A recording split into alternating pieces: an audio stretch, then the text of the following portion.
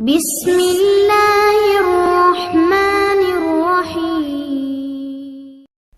عباسیوں کے 5ویں خلیفہ ہارون الرشید نے ایک دن بغداد کے علماء کو اپنے دربار میں مدعو کیا اور ان سے ایک عجیب خواہش کر ڈالی۔ خلیفہ بولے، مجھے زیارت رسول صلی اللہ علیہ وآلہ وسلم کا بے حد شوق ہے۔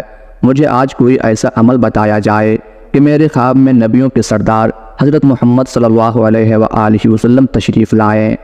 دربار میں سناٹا چھا گیا۔ سب علماء سر جوڑ کر بیٹھ گئے کہ خلیفہ کو کون سا ایسا عمل بتایا جائے کہ ان کے خواب میں نبی آخر الزماں حضرت محمد صلی اللہ علیہ وآلہ وسلم تشریف لائیں۔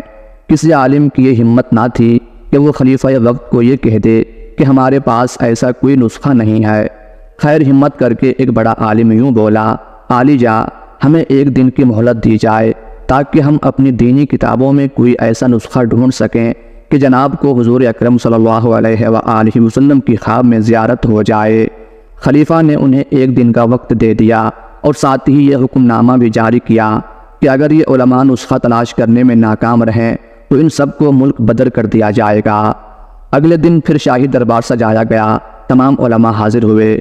خلیفہ کے پوچھنے پر ایک عالم نے ہاتھ جوڑتے ہوئے عرض کی، عالی جا، اس شہر میں صرف ایک ہی شخص ہے جو ایسے معاملات کو حل کر سکتا ہے، اور وہ ہے بھی آپ کا دور کا رشتہ دار۔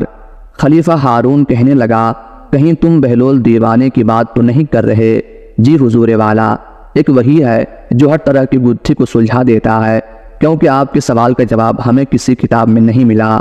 ٹھیک ہے، بہلول دیوانے کو حاضر کیا جائے، لیکن یاد رکھنا کہ اگر اس نے بھی اس سوال کا جواب نہ دیا تو تم سب کو اس ملک سے نکال دیا جائے گا۔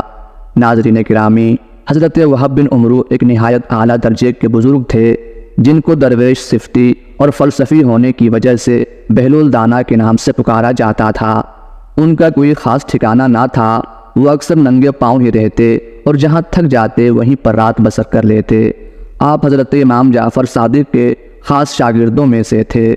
خیر جب حضرت بہلول کو شاہی حکم نامہ ملا کہ آپ کو فوراً دربار شاہی میں حاضر ہونے کا حکم ہوا ہے، حضرت بہلول دانا خلیفہ کے دربار میں نہ جاتے تھے، اس لیے آپ نے سپاہیوں کے ساتھ جانے سے انکار کر دیا۔ لیکن پھر ایک عالم نے جو کہ سپاہیوں کے ساتھ ان کی منت سماجت کی کہ اگر آپ آج دربار میں نہ گئے تو سارے شہر کے علماء کو جلا وطن کر دیا جائے گا۔ یہ سن کر آپ محل کی طرف چل پڑے۔ جب آپ دربار میں پہنچے تو آپ کو بتایا گیا کہ خلیفہ کو ایک ایسا نسخہ چاہیے کہ جس کے بعد اسے پیارے پیغمبر حضرت محمد صلی اللہ علیہ وآلہ وسلم کی خواب میں زیارت ہو جائے۔ آپ نے خلیفہ کی طرف ٹکٹکی باندھ کر دیکھا اور فرمانے لگے، بے شک میں خلیفہ صاحب کو زیارت کا نسخہ کیمیا سمجھا دوں گا، لیکن اس کے لیے 2 دن کا وقت درکار ہوگا۔ لیکن شرط یہ ہے عالی جا، آپ کو ویسا ہی کرنا ہوگا جیسا میں کہوں گا۔ خلیفہ چونکہ چاہتا تھا کہ سب علماء کا بہلول پر جو بھرم ہے وہ ٹوٹ جائے، اور اگر بہلول سچا ہوا تو مجھے سچ میں 2 دن بعد نسخہ مل جائے گا، اس لیے اس نے حضرت بہلول دانا کی شرط مان لی کہ جیسے وہ کہیں گے خلیفہ 2 دن تک بس وہی کریں گے۔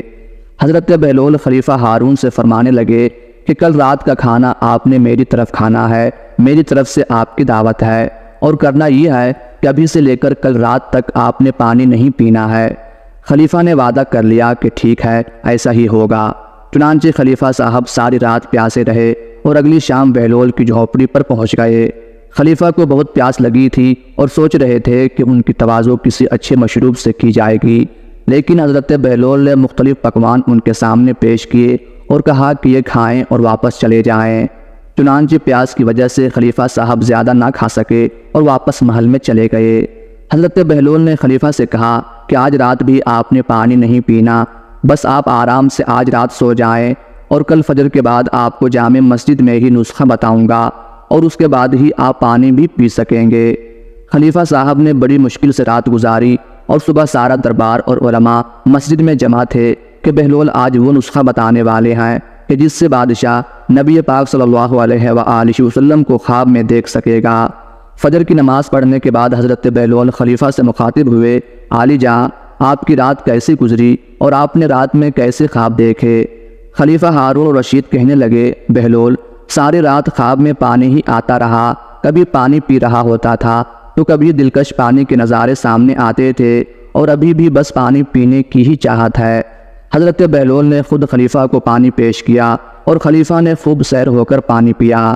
اس کے بعد حضرت بہلول فرمانے لگے، جس چیز کی طلب ہمارے اندر شدت اختیار کر جائے کہ ہر وقت ذہن اور سوچ میں بھی وہی چیز ہو تو پھر وہی کچھ خواب میں بھی نظر آتا ہے۔